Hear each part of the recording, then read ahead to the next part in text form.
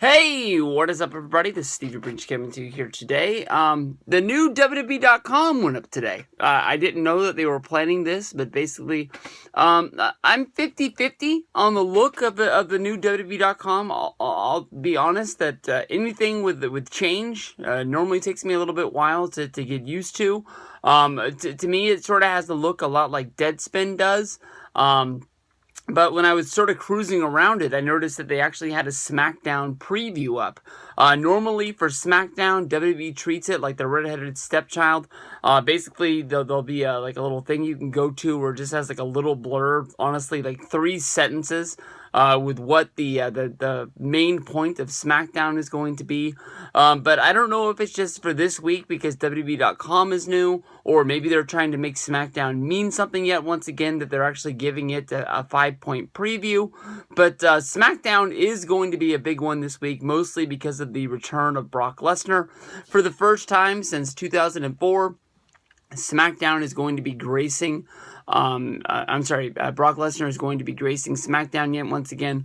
Only if we could get WWE to put up the SmackDown fist one more time would it be great. But Brock Lesnar not on Raw this week due to the Paul Heyman interview with Roman Reigns, and then Dean Ambrose running down after the Dudleys beat up Roman Reigns.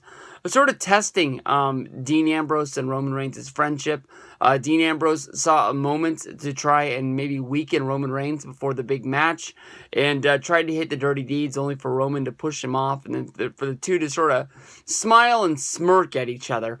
I don't know really what you can do to build something between Dean Ambrose and Roman Reigns, but more than likely, if it's WWE, we're going to see them in some sort of a tag match, and we're going to see one of them hit the other one on accident, and then it'll just sort of all fall apart from there.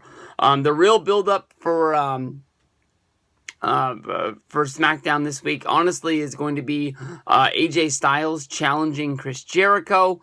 We saw these guys have a match on Raw, then we saw them have a rematch on SmackDown. They're tied at 1 apiece. We know the storyline is that Chris Jericho is really irked by the fact that he doesn't like the fact that AJ Styles beat him. I don't know if it's because Jericho is having to realize the fact that he's getting older than he once was or something like that. But AJ Styles challenged Chris Jericho on Monday, and Jericho flat out said, I don't know. I don't know if I want to have another match with you. Ask me again on SmackDown, and we'll see from there. I don't know if that means that AJ and Jericho are they going to have this match on this episode of SmackDown, or if this is going to be added to Fastlane. But with already I was going to say stacked, but with already a jam-packed, card for Fastlane with your United States title match, doesn't even have a spot on the card, but you've got 2 Divas matches. You got a Divas Championship, you got a Divas Tag. You've got a talk show segment with Edge and Christian and the New Day.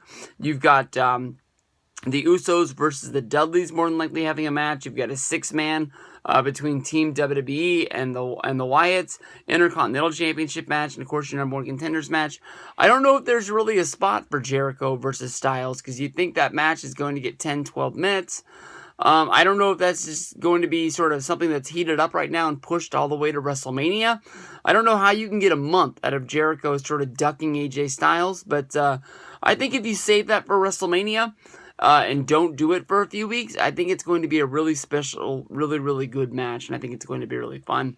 On WWE.com the other day, they announced the fact that we're going to have the Wyatts in a 6-man tag. More than likely this is going to be Bray Wyatt sitting out, but you've got Luke Harper, you've got Brody Hoover, you've got Braun Strowman going up against Kane, the Big Show, and Ryback. Kane came up from underneath the ring. I'm guessing that more than likely you're going to have something, announcing the real match coming down, on the show, so that'll probably be the highlight from there.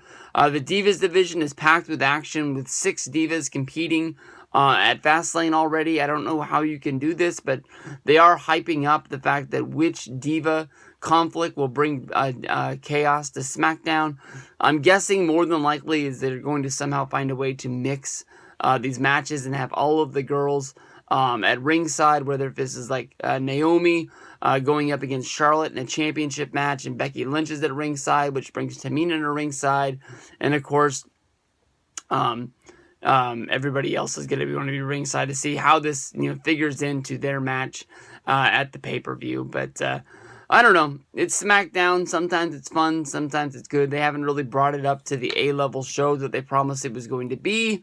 But League of Nations going up against the Lucha Dragons is another rumored match to be going down. So we'll see what's going on with SmackDown. I'll see you guys down the road.